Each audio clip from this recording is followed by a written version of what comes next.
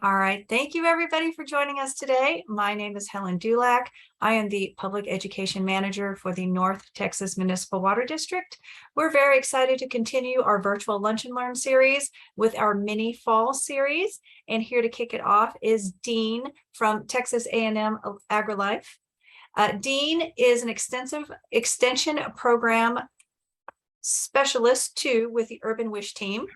In his role, Dean combines his expertise in water conservation and passion for the environment to build sustainable extension programs that support the Texas A&M AgriLife mission by delivering research-based, locally relevant, and beneficial programming to promote the protection of Texas's natural resources.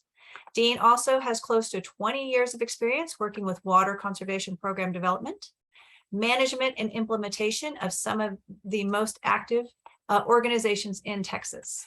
Now, I do want to share with everybody who is watching us live that we will have plenty of time for questions and answers at the end. Please place your questions in the chat, and I'll share those with Dean at the end of his presentation. This session is being recorded. It will be on the North Texas Municipal Water District YouTube page. And also, for those who are watching us live, you are able to participate in our thank you drawing. So if you would like to be entered into our thank you drawing, you can use the chat feature and send a message directly to me with your name and your email address. I will hold a random drawing, and one lucky person will win a garden toolkit that includes things like a moisture meter, a rain gauge, a gardening trowel, and some other neat things to help you get started in your fall gardening. So if you're interested in that, please send your name, your first and last name, and your email address to me, and I'll get you entered in that drawing. I will contact you through email if you are the winner. So with that, Dean, let's get started. All right. Thanks, Helen. Yeah, definitely enter. Who doesn't like free plants, especially free native plants? I know I do. I don't even really have much room left in my landscape for any more plants, but I will definitely find a place for a free plant for sure. So, okay. Well, hello, everybody. Good afternoon. Thanks for being here over your lunch hour. I hope everybody has some good food to eat and is taking a little break from their day to learn some stuff about what to do with your sprinkler system during these autumn months. So fall has made an appearance today, and I guess overnight winter may actually make an appearance. So if we in the Metroplex, if we manage to dip down below 40 degrees overnight, then we will be in the mix for setting a record for the earliest below 40 day of the year. So so the weird weather continues around here. I guess we'll probably this become pretty common. So all right, so what we're going to talk about really is we're just going to talk about what to do with our irrigation systems. Many of us really don't know. Do we winterize our systems? Do we not winterize our systems? Do we keep our systems on watering automatically? Do we not? What's going on with our plants? And there will be some other presentations for this fall series regarding a little more in-depth information about plants, roots, what's going on, what to do with your plants during the fall and winter season. So pretty much for me, I'm going to really focus on your landscape as really your turf grass and your sprinkler system. So let's go ahead and kind of get into all of this, and I'll kind of just sort of set the stage. Let's see, why will my thing not advance? So, all right, hold on. There it goes. Nice. Okay. All right. So let's kind of set the stage for our really kind of what we experience here in North Texas for weather and over the fall and winter season. This is a chart from climate data, and essentially what this is showing us, and let me kind of move my head over here a little bit, so move myself out of the way. That and scooch. Okay, well, I'm not moving, so we'll keep it there.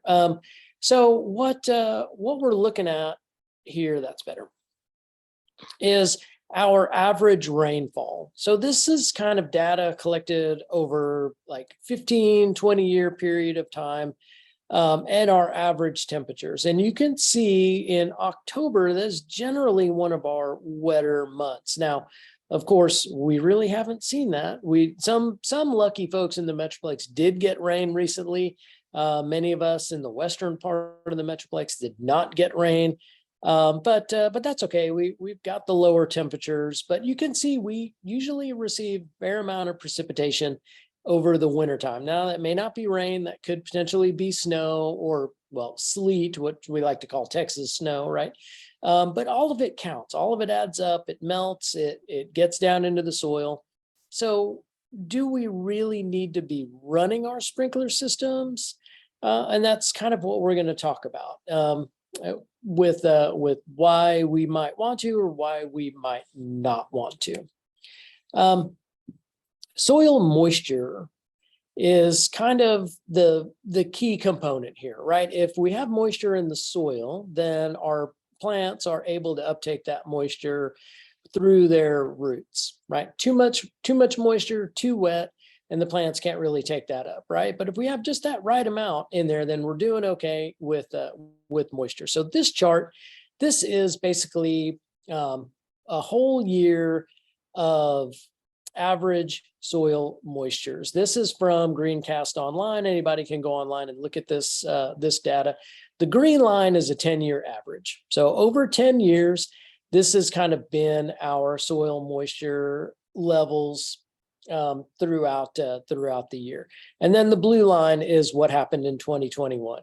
So I can't really get data for this year because this year hasn't actually occurred yet. So I went to last year to sort of see what was happening. And you can see our moisture level stays pretty good, right? Just for a little bit of time, did we dip down close to 20%, but that's still 20% of moisture in the soil, right? We're not totally dry. So there is moisture for the plants to actually take up if necessary, right? So, and then temperature wise, right? So we all know that we grow warm season turf grass here in Texas. So warm season turf grass has a temperature range that it really, really likes, right? Once the soil temperature gets above 65 degrees, then we're really starting to look good. Like that's when we start seeing some root growth. That's when we start seeing some shoot growth. That's why our turf grass really starts greening up in that spring period, right? Because that ambient air temperature is coming up. The soil temperature is coming up above that 65-degree range. And you can see we don't really spend a whole lot of time in the really, really cold months. You can see the blue line of last year. You see that dip right there in February. Well, that was the great freeze, right, that we had. So that is the one time. But if you look at that green average line, you can see that traditionally our soil temperature doesn't drop that much, right? What is freezing? 32 degrees, right? So we rarely see our soil temperatures get below 32 degrees. And this will all make sense as we kind of get into the irrigation side of things, right? And what we need to do with our sprinkler systems. So warm season turf grass, right? So this is going to be your Bermuda, your St. Augustine, your zoysia, even your buffalo grass to some extent. I mean, those are going to be what we grow here. It is way too warm for us to really use a cool season grass. So this little chart here just kind of shows what's going on in our winter months, right? We've still got a little bit of root growth there in the brown area. But we don't really have much shoot growth, right? So we're not getting much vertical growth with the grass as compared to what we see spring, summer, and fall. So with that shoot growth, or I mean root growth, right? That means that we still have activity. There may not be much activity above ground, right? With the grass as far as growing, we're not having to mow it. It's starting to turn brown a little bit, which is okay. It's just going into dormancy. It's not dying. But we still have a little bit of activity below ground in the root structure. So that's why we need to maintain a little bit of moisture. But do we need to put extra moisture down? Maybe for folks on the west side of the Metroplex that didn't see rain recently, then yeah, you might need like a 1/4 inch or something of water, but not much. But the folks who just received rain, you're probably set for a while now because there's just not that much activity. And when the days are much shorter, right, then we have less photosynthesis. With less photosynthesis, we have less plant growth, right? So we just don't need it. We don't need to mow. We're not adding stress if we're not mowing. We're not fertilizing. That's for sure. At least I hope we're not fertilizing at this point. And I hope we're not using a overseed product. So any type of perennial rye or anything, because when it comes to spring green up, then you're going to have competition from that perennial ryegrass that you planted with your Bermuda grass. And I certainly hope you're not overseeding St. Augustine. That's dangerous. So but that's for another topic. But just trying to show you that what's going on with our turf grass, right? In the summer months, I mean, we're hitting it every 3, 4, 5 days with the lawnmower sometimes because it's growing so fast. And then you can see where it's starting to slow down in the fall months. This is kind of a little bit of a chart where we're looking at what percentage of moisture do we need to replace in our turf grass, right? So based on crop coefficient and evapotranspiration, right, we're looking at in the summer months, that's the most, okay? July and August, it's the hottest, the grass is thriving, it's also the thirstiest at that time. So that's when we're really going to be applying most of our water to our turf grass, right? But then as you can see, we get into the fall, September, we can really start reducing that water. October, 60%, we're probably really could be even less than that in October. It could be down to 50% easily. November and December, I mean, that is really just going to be as needed in the absence of regular precipitation. Whatever Mother Nature is not delivering us at the time, then we may need to replace that just to make sure that our roots aren't dying, that we have some moisture in the soil. Because remember, what we want is we want to make sure that our soil and our root base is sound and secure, because we're doing everything for green up in the spring. We want to make sure we have a good foundation, so we have a good green up in the spring, so we can take care of our grass and not have to be chasing problems and disease. We just want a pretty smooth transition right out of winter, right into spring. So generally with irrigation systems, right, most of the time we're running them on automatic setting, right? We're just kind of setting it and forgetting it. There's plenty of topics on and presentations on like why that's not good to do all the time, but that's generally where we're at. We're kind of on this like automatic program. The grass is growing, the sun is out, we're just watering it. But when we get into the fall, we really just want to run our sprinkler systems manually. That's going to be the best thing, because we don't want to overwater, right? We just talked about it. We don't want to saturate the soil. We don't have as much sunlight, right? So we're not having the temperatures are cooler, so we're not evaporating that moisture out of the soil. The plants are not transpiring moisture out of the leaves, and they're not because they're not photosynthesizing, so it's not really growing.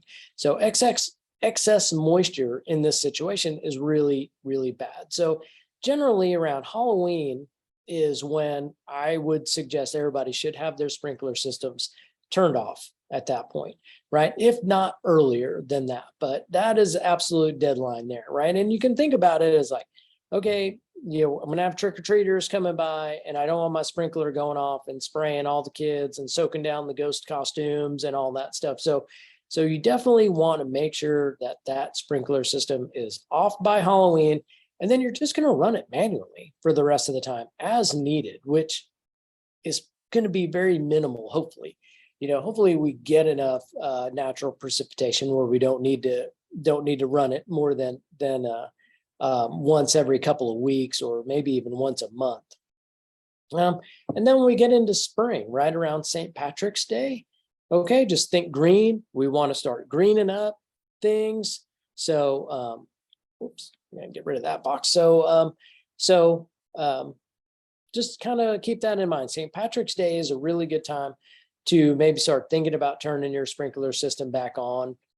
in automatic mode if that's what you want to do, right? You still want to have that percentage down low. You want to be using that seasonal adjust, which we'll talk about here in a little bit. But in between that Halloween and St. Patrick's Day, it should be off. You should only be running it manually. If you guys don't really know how to run it manually, then look at there's plenty of YouTube videos. There's plenty of other information on how to do that. If you have a smart controller, you'll probably be running that from your phone. There's got to be a way to do that. If you have a regular controller that's on the wall, you may have to clear some things out of the way to get to it, but you should make an easy path to it and look at the manual, learn how to operate it, because you will certainly save yourself a lot of time, headaches, and other frustrations. And there are a lot of the communities also in the DFW area that have winter watering restrictions. Okay, so we don't want to violate that, because you don't want to ticket, you don't want to get yelled at, you don't want to get in trouble, you don't want to be a bad neighbor, right? So if your city is one of those that has winter watering restrictions, then go ahead and adhere to those, because they're in place for a reason. And again, right, unless you're overseeding, which you shouldn't be, I think there's a prohibition on overseeding in some of the communities. And if you're only watering once a week at the most, then you're really not going to get enough moisture out of that once a week to really reasonably grow a good perennial ryegrass. So you probably just don't do it. Just let your grass go dormant and keep the moisture in the soil, and you'll be happier when springtime comes around for that spring green up. So one of the questions is, how do I know my grass is dormant or is it dead, right? And really the best thing is just a tug test, right? If you reach down and you grab the grass and you give it a tug and it doesn't just pull up super easy, then it's alive. It's fine. It's just going into dormancy, which dormancy is just a response, right? We have summer dormancy in plants and we have winter dormancy in plants. Summer dormancy is when it's fighting off heat and drought, right? So there's not enough moisture for it to keep growing and keep photosynthesizing. So it starts shutting its stomata down and it starts closing up to make sure that it's keeping moisture in its roots so it can grow. It's a survival mechanism, right? We see that in a lot of our native plants when in the middle of the afternoon, you'll see the leaves are kind of droopy. But in the evening or first thing in the morning, you'll see those leaves will be perked right back up again. It's just a little defense mechanism. It's just protecting itself from the elements. In the wintertime, it's doing the exact same thing, right? It is closing down its stomata because it doesn't need to photosynthesize.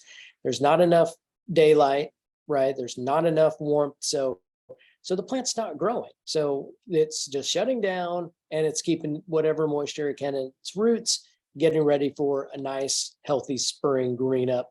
When conditions improve, then it's going to start growing again. So here are 3 pictures, thanks to Neil Sperry's eGarden newsletter, which is a really, really informative newsletter. If you guys don't get that, I would suggest go checking that out. It's a good resource.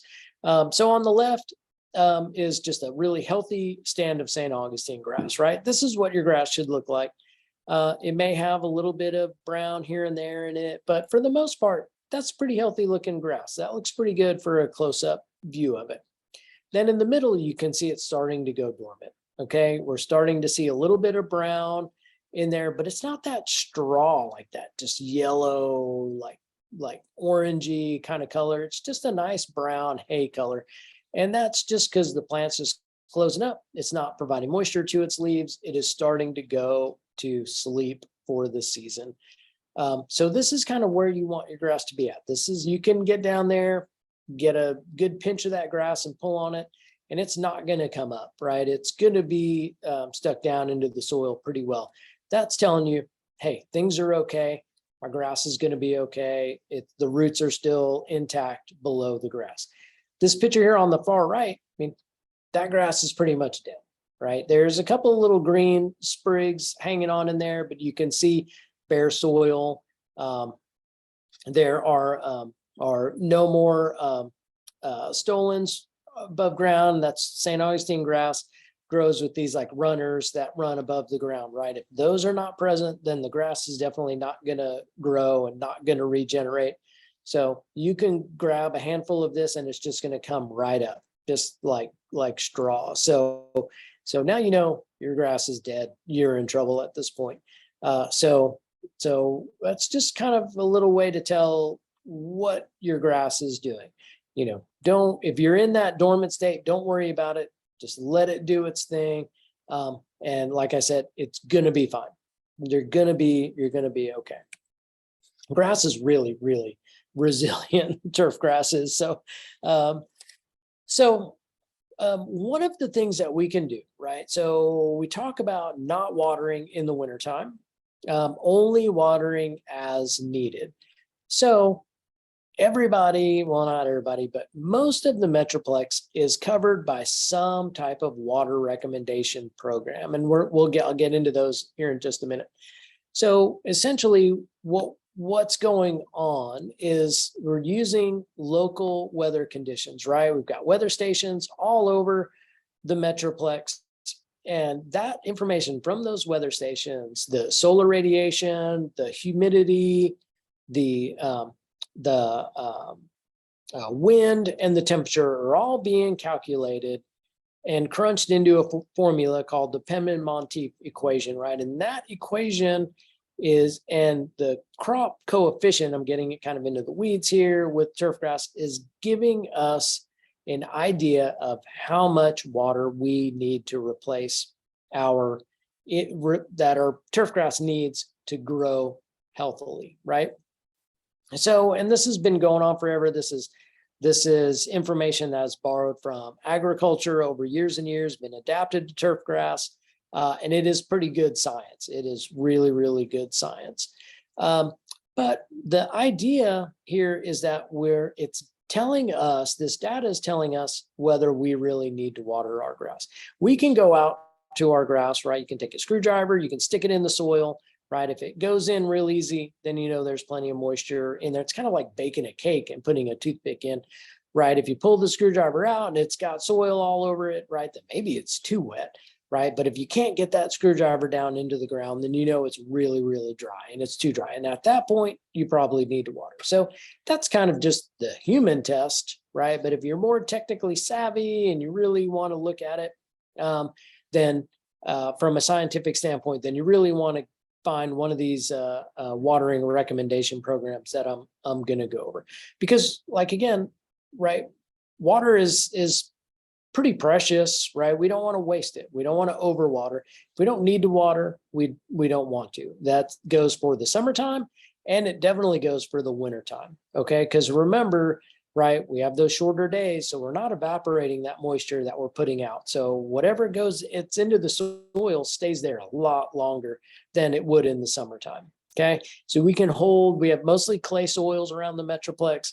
And that is like a sponge that can really, really hold a lot of moisture for a really long period of time, right? So let's get into a couple of these programs, and these will be really helpful for you guys in the Metroplex area. So watermyyard.org is one of them.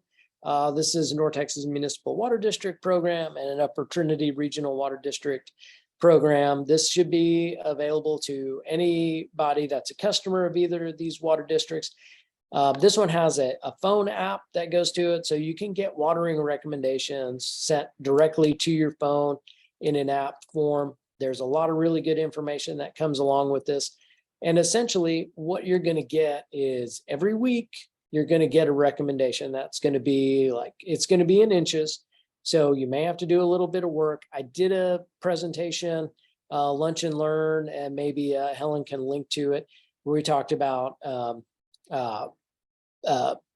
irrigation controller settings, and talked about setting your controller up with a cycle and soak method, and how to calculate your precipitation rate, so you know what some of these numbers mean and how long you need to run your irrigation system. right? So you're going to get a recommendation based on what is occurring weather-wise the week prior, right? So we can't look into the future, so we don't really know, but we know that if we got enough moisture in our soil last week, then we probably don't need to water this week, and then we'll do it again next week, right? So Water My Yard is a really good one. This is actually a program that is put together by Texas A&M School of Irrigation. Dr. Phipps and Charles Swanson have been running this program for a really long time and do a really great job. There's a lot of science in these watering recommendations. So definitely a good one, and it should be free to a lot of people in the North Texas Municipal Water District service area. Another one is the Water is Awesome weekly watering advice. So this program is put together by Tarrant Regional Water District and is utilized by Dallas Water Utilities. So we're kind of covering a little more of the western side of the Metroplex here. And it's the same thing. It's the same science. We're using the same weather data from the same stations as watermyyard.org. It's just delivered in a little bit different of a format, right? So I'm not 100% sure if there's an app for this or not, but it is, you can get it on your web. I think you can get it sent to you by text message. You can go to the website and check your email. There's lots of different ways to look at this. And this breaks it down a little bit different. The Water is Awesome one breaks it down between either 0 amount of water needed, 1/4 inch, 1/2 inch, or 3/4 of an inch, or 1 full inch, right? So kind of averages it out, right? So it kind of tips the scale instead of being so precise like watermyyard.org, which might give you 0.33 inches or something. The weekly watering advice would probably default that down to 1/4 of an inch necessary. Plus, the Water is Awesome one comes with a map, right? So when you pull this up, it's going to have kind of a reverse rainfall map. It's going to show you areas where rainfall fell, and it's going to be color coded, so you can kind of pinpoint exactly where you are on that map, and you can look and see how much water you need for that week. So, and that is also a free service provided by Tarrant Regional Water District and Dallas Water Utilities. Yeah, it's a good one. It's a pretty good one. It's fun to play with. For those folks that are in the city of Frisco, again, using all the same science, all the same technology, has a program that they give just for their residents. So they're using their stations that they have locally within the boundaries of the city of Frisco. So, and this is kind of what you'll see is this here, like for this time period, 1010 through 1016, they're recommending about 1/8 of an inch. So 0.14 inches of water to be put on your grass. So, and City of Frisco does a great job. They've got irrigators on staff at the city that can answer questions for you, help you with some of this information. So don't hesitate to reach out to those guys. And again, like I said, it's all the same information. It's all the same math. It's all the same equations, just being delivered a little bit differently to you folks. So, and then for those of you who either want to geek out a little bit more, want to dig in a little deeper, or are not in one of these other service areas, then you can actually go to the Texas ET network. So this is the same information that is feeding into watermyyard.org and every other one, right? This is also part of the School of Irrigation, Dr. Phipps and Charles Swanson. But this one was always formulated a little bit more for the agriculture side, but that they have adapted it for turf grass.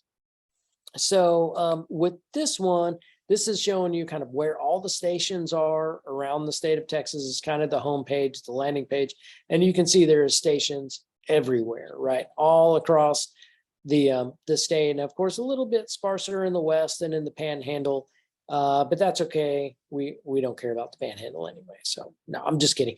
But they're getting there. They're coming around. But really, our populous areas, right? We'll call the Texas Triangle, that kind of DFW, Austin, San Antonio, Houston area. That is where we have the majority of our stations, right? So you can see how that's working. And with this one, you'll have to go in and create a profile. It's pretty easy to do. You're just going to go in. You're going to answer a few questions, right? And it's going to default a lot, right? So it's going to ask you what type of turf grass you're growing, and then it's going to give you the coefficient for that turf grass, right? And I think it might even just be warm season or cool season. Might be your only question. So warm season turf grass, that's what we're growing here.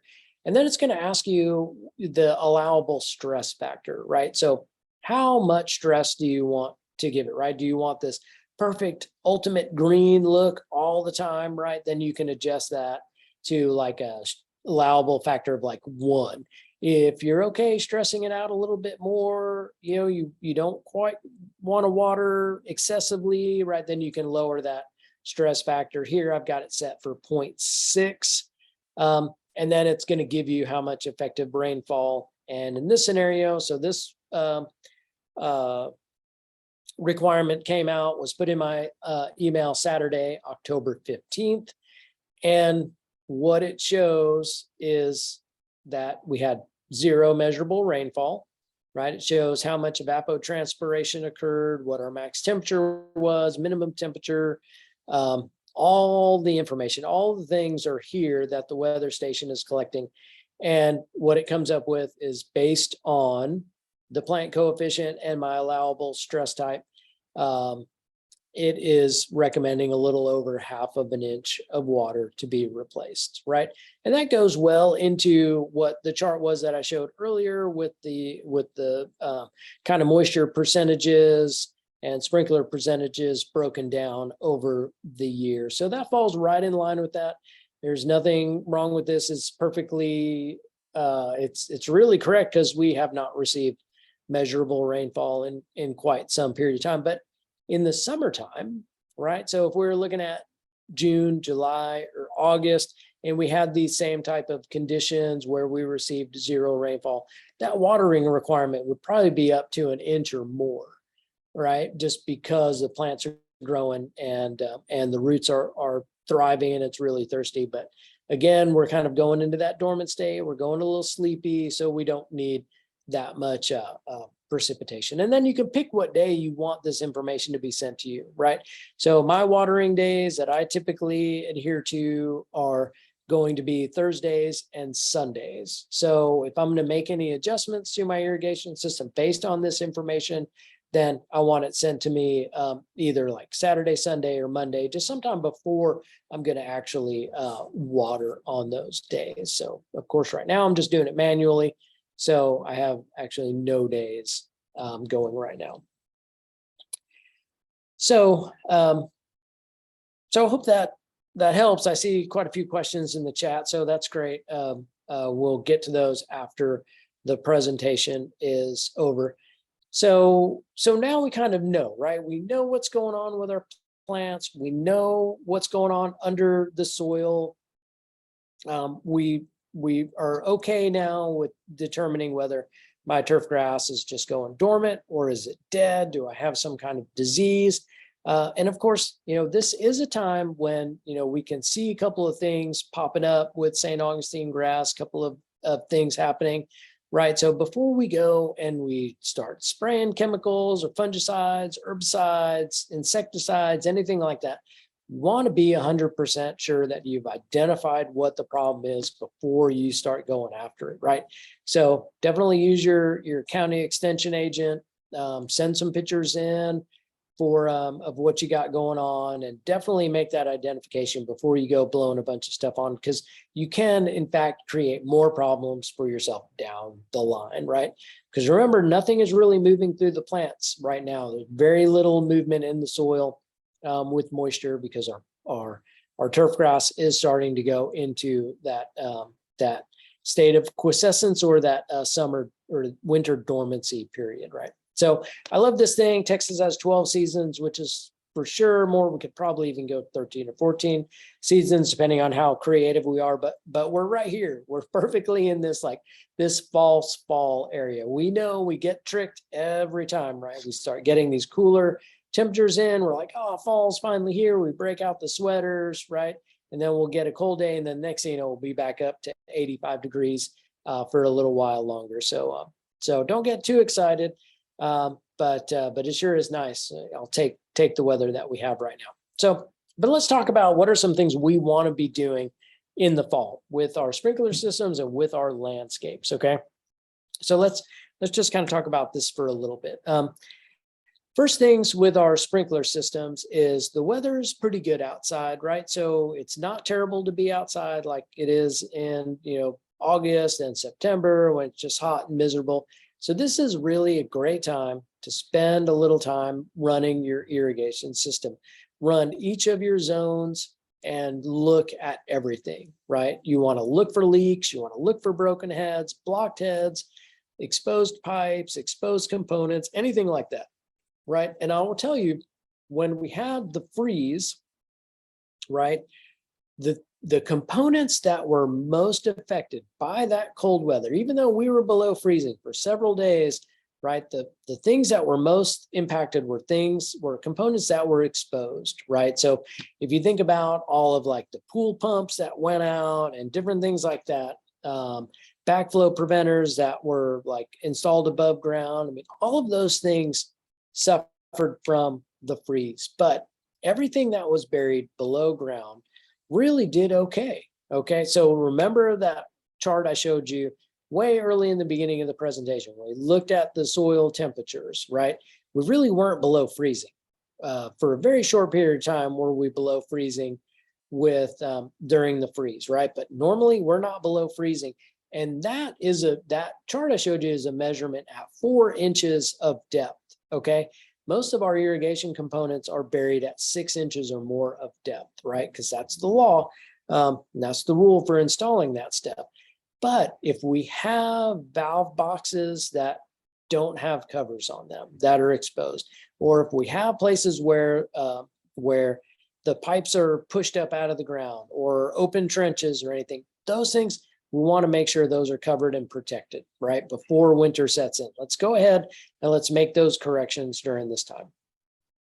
If we have broken heads, right, we certainly don't want to run the sprinkler system and then risk getting a freeze and then creating like an ice slick or anything like that. Plus, it's just wasteful with water to operate it with a broken head. So we definitely want to do that.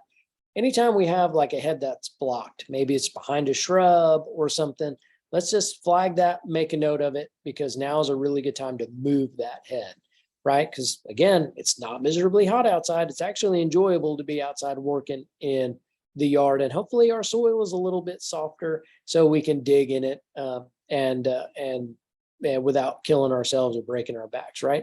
So we want to check for that stuff. If you find puddles around sprinkler heads, and that means you have a leak at the base of the sprinkler head, possibly. So we'll want to correct that too, because if you have water that's pooled up around your components and that water freezes, that's where we're going to get a problem. That's where we're going to get something broken, because that water is going to shrink, it's going to expand, right? And we're going to get we might get some cracks or some pushing or some moving of our irrigation components, which is bad, right? So that's what we want to do. That's the first thing we want to do, right? Then we want to look at all of our other components. So every irrigation system should have a rain and freeze sensor attached to it, right? So this has been a law for all new installed irrigation systems that they are supposed to have a rain and freeze sensor. I'm not saying it gets done all the time, right?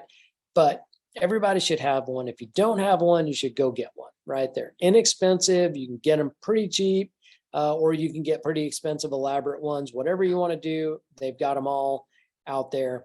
But this is going to keep you, if you go out of town and you forget to turn off your sprinkler system, this is going to help you, right? This is going to shut it off if the temperature gets below like 30 to 35 degrees or maybe 40 degrees. I'm not sure exactly where they're all set.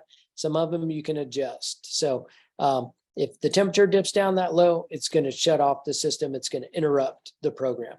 If it's raining and you haven't turned off your system, then once it measures a certain amount of rainfall, then it's going to shut down the system until it dries out, and then it'll turn back on again. Okay, so make sure you've got one of those, and then test it. Test the operation on it, right?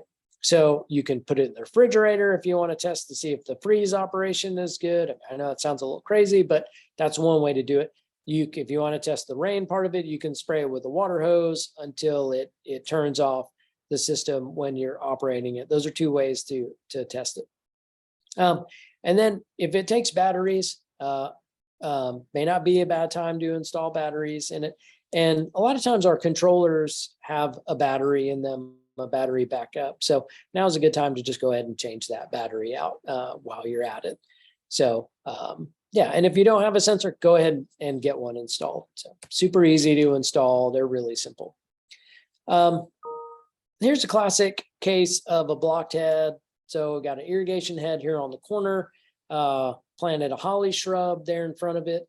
When that head comes on, or that water comes on, it's just spraying the back of that shrub. It's not really getting anywhere it needs to be. So you either want to get rid of the shrub, or you want to move the head if you want to get use out of it. If it's really not watering anything anyway, now's a good opportunity to go ahead and just dig that up and cap it, right? So if it's not providing any benefit, then you don't really need it, okay? But also when we're walking through looking at everything, we want to make sure everything is working appropriately, right? Make sure your spray patterns are spraying where they want to spray, right? We're not spraying hardscape. We want to get it on the grass. We're not spraying fences. We're not spraying houses, that kind of stuff. We don't want to spray neighbors' cars. We want to make sure that the water we're putting out is going where it needs to be, and that's on plants, shrubs, and the soil, correct? Then sometimes heads move, right? So they get close to the edge, they get run over by cars, whatever, the soil shrinks and swells, they move. Now is a good time to go ahead and straighten those heads, right? So you want it to pop up straight, or you don't want it to be at an angle, or you don't want it to be too low either, right? So we may need to raise those heads up. So, and there's a presentation. I don't know if maybe that one was one that wasn't recorded. We will do something in the spring. I know it doesn't help you right now, but we will do a presentation in the spring on some simple repairs. And I do go into how to raise and straighten those heads. And then we want to make sure that we're doing our seasonal adjust on our irrigation system. If you go back and you look at the previous presentation with using the catch can test, then we can set up our sprinklers. And all we need to do is just use our seasonal adjust to make those adjustments seasonally for our plant water requirement. This is really easy to do. It's just one button and you can just knock it out. You can get it trimmed down to as low as 0% if you want to, or up above 100% with your seasonal adjust. But this is basically adjusting how long the sprinkler system runs per season, per whatever setting you have, right? So this is how we're adjusting. We don't need as much water in the fall time, so we're going to back that way off. Okay, and we're going to use our seasonal adjust rather than going in and reprogramming the runtime for all of our different stations. We're just going to use the seasonal adjust to take care of that. And also, fall is a great time to start thinking about what you want your landscape to look like in the spring or the summer, right? So inevitably, we want a hydrozone where we can. We want like water use plants with like water use plants. We don't want to mix spray devices, right? We don't want to water plant bed and turf grass on the same zone because those are two very different water requirements, right? Your grass is going to need a lot more water in the summertime than a lot of your perennial or evergreen shrubs and plants, right? So we want to look at that. We want to kind of make a plan. Let's kind of start thinking about what we want our landscape to look like in the spring and how we want to make those water use adjustments, right? And so, and I believe Brad later on was going to talk about planting for in the fall, so which is really a great time to do a lot of that stuff. And then convert. So now's a great time. Again, it's not terrible to be outside, so now's a great time to go ahead and make that conversion from a spray zone to a drip zone that you've been talking about doing forever, right? It's not too hard to do. Drip is a great option for your flower beds, right? And remember, like a lot of our plants, they don't want to be sprayed anyway. They don't want the leaves wet. We're opening it up for disease when we spray those leaves with those plants. So we want to get that water down in the soil, right? Get it close to where the plants are going to take it up with the roots. And also with drip irrigation, we can use that in other areas, right? A garden is a great place for drip irrigation, and using little point source emitters, right, in your flower pots. So then you're not out there hand watering your flower pots. So a great time to go ahead and make that conversion. This YouTube video here is one that shows you pretty much how easy it is to go ahead and use one of these Rainbird, or I think Hunter makes them too, probably Orbit and K-Rain. Probably everybody makes a converter to convert a zone to drip irrigation. So go ahead and check that video out, and that should give you pretty good direction on how to get things going. And then finally, the last thing we want to do is we want to mulch, right? You don't want bare soil. Okay, mulch is an insulator for both summer to keep the soil cool and keep moisture in, but it's also a great insulator to keep warmth in during the summertime, or during the wintertime, right? So it's kind of like acts as a nice little blanket over your plants, protecting the plant roots and protecting the soil from drying out. Go ahead and grab a shot of this. This is a handy little chart, kind of tell you how much to buy, right? So you don't buy too little, you don't buy too much on the mulch, right? So you just need to know your square footage, and then it breaks it down into how many bags you need of 1 or 2 cubic foot bags of mulch. So depending on which one you buy, it'll come in either 1 cubic foot bag or 2 cubic foot bags. But this will help you to make sure you get the right amount the first time, and you don't need to make extra trips to the store, right? And I think with that, that's it. I'm done. So, and yeah, we do have a little bit of time for some questions. So let's see what we got. All right. Thank you, Dean. That was a lot of great information. I love the 12 seasons in Texas, because you're absolutely right. We are in false fall. Oh, yes. Absolutely. I think in 2 days, it's going to be back up to 85 degrees. And this morning it was in the 40s when I walked my dog. So, all right, we do have a couple of questions. So speaking of our roller coaster weather that we have, Diana is asking that, she's saying that, supposed to get down into the 30s tonight. What do you suggest that people do with their sprinklers, their spigots, their yard, their grass, or plants, basically with everything outside?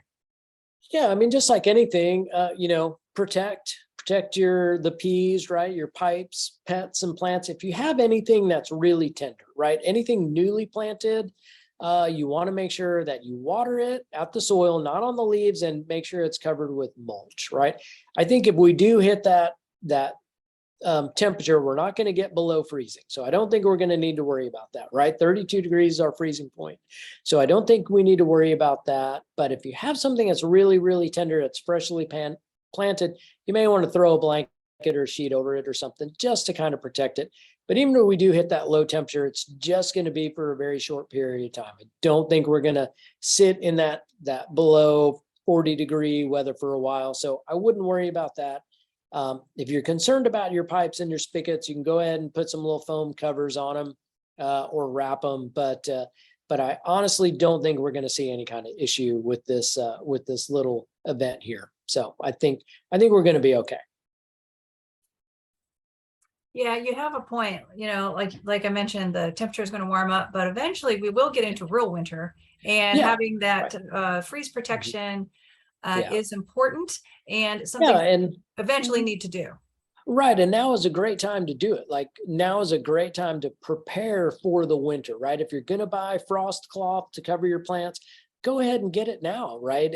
And go ahead and measure it out for your beds and cut it. So you've got it ready to go for wintertime. Go ahead, and if you're going to buy those foam covers for your faucets, go ahead and do it now, because they'll sell out, right? Like every time we get a freeze, right, then all the ice scrapers sell out super fast, right? And you can't find an ice scraper when you need one. So now is a great time to just go ahead and get those things while they're front of mind and be prepared for winter.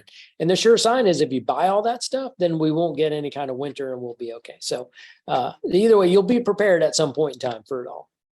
Exactly. And also you don't want to be out there when it's freezing cold, trying to hang your frost Right. cloth or, wrapping Yeah. your pipes or anything like that. When your fingers are frozen, you want to do it when you have all your manual dexterity. And so Right. speaking of frost cloth, Okay. I have heard a little bit of debate on whether you should use white or green frost cloth. Do you know if there's any difference between them? No, I don't know. Now, if the color dictates how tight the fibers are on it to what temperature it's going to protect from, then maybe that's a thing. But again, like we're not going to get super, super cold. So with the white, you're still going to allow a little more light to get through. Okay, so if you're covering vegetables, right, you definitely probably want to use a white cloth. Or if you're going to leave it on for a long period of time, then you definitely probably want to use the white. If it's going to be for like a really short period of time, like just a night or so, then maybe you can go with the green, get a little bit heavier protection. So I did see somebody popped in and said, what is freeze cloth? It is basically just what gardeners use to protect vegetables over the winter time. It's a light cloth that just provides a little bit of insulation. So it's better than using sheets. Definitely don't use plastic, anything like that. So it's a good product to have for sure if you've got a lot of tender plants you want to protect in the wintertime. Absolutely. And it's kind of like airy and almost like it's not quite like tulle or anything like that, but it's not, like Dean said, it's not like a woven sheet that's really thick. Yeah. So it it's a doesn't good, put a lot of weight on the branches of your plant. right. Yeah. Good performance fabric type of thing. Yeah, for sure. All right. So also, Dean, you were talking about I think it got just I know for me, it got a tiny bit complicated when you were talking about the different watering recommendation systems. I understand that Water My Yard is more for people maybe in the North Texas area. Right. And the one from Water is Awesome, or the one called Weekly Watering Advice, is more for West. Is that correct? So the Water is Awesome. So some of these programs, I know Water My Yard is a program that is a pay service that is usually purchased and made available through like a water provider, right? So if North Texas Municipal Water District has this program available to its customers, they are paying for that service for its customers to use it for free. And so, but it is only available in certain areas that subscribe to that system, right? So, and I think it's North Texas Municipal Water District. I think maybe there's some places in Houston that have it. So it's kind of scattered around the state, but it is a wide stretch. Whereas Water is Awesome is pretty much just the Metroplex, and it doesn't matter. You can be on the west, you can be on the east, you can be almost anywhere really in the Metroplex, but Tarrant County is the primary target range for that particular watering advice. Now, if you're outside of any of those areas, then you can definitely go with the ET network and kind of set up your own kind of hack, I guess, watering advice program. That's right. So if you are in Collin County, you can sign up for Water My Yard. And if your particular city isn't actively participating in the service, you will be matched with the closest weather station to you. There you go. Yeah. So speaking of weather stations and getting live weather data, could you talk a little bit about like some of these smart controllers that you can get for your irrigation system, and like, how they, connect to your phone, and it says it's connected to a weather station also, but where's this weather station? Right. So it depends on the controller, right? Some of them you can buy controllers that actually have their own weather stations that you mount on the side of your house that are fairly small. I mean, that's going to be like actual local, hyper local, super local data, right? It's going to take information that is happening at your house, right? Some of the other ones are going to default to whatever the closest station is that is transmitting a signal, right? So, and that's going to depend on the software that's in the controller, right? And it's also going to depend on the stations. Are they getting it from satellite data, cell data? I mean, there's all kinds of different ways to do it, but generally you're going to get pretty close to your house, close enough. Like with our rain, especially during the summertime, right? We get these isolated rainstorms. I mean, it could be raining like across the street from your house and you don't see a drop, right? These things happen. But for the most part, you're going to be able to get pretty close to your house. Now, the best tool of all is your own eyes, hands, and your own checking, right? If you're questioning what's going on with the weather data or with the controller, then go out and just do a physical check yourself.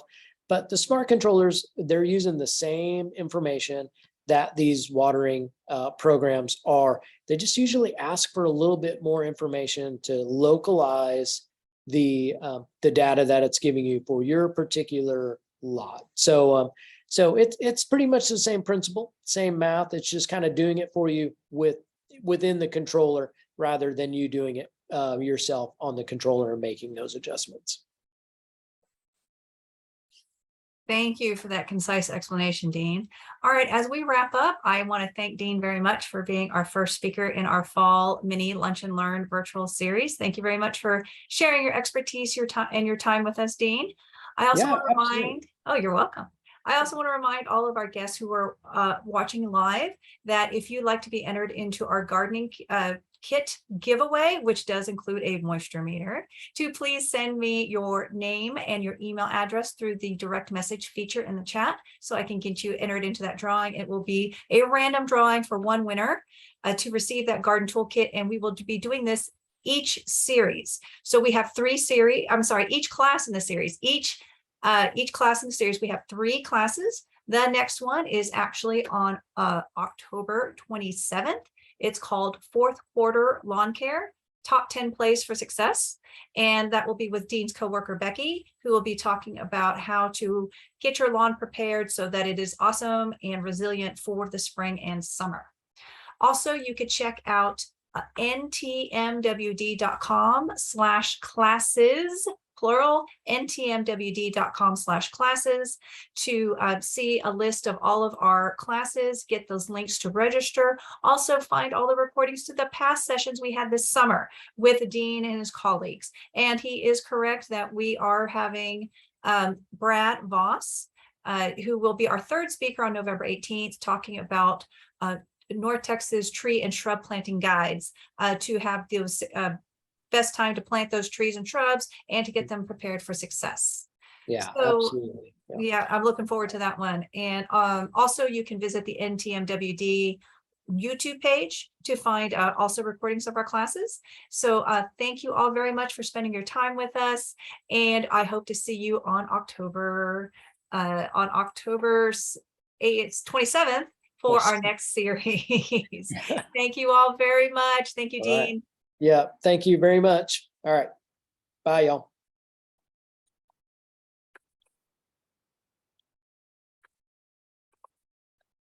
All right, Helen.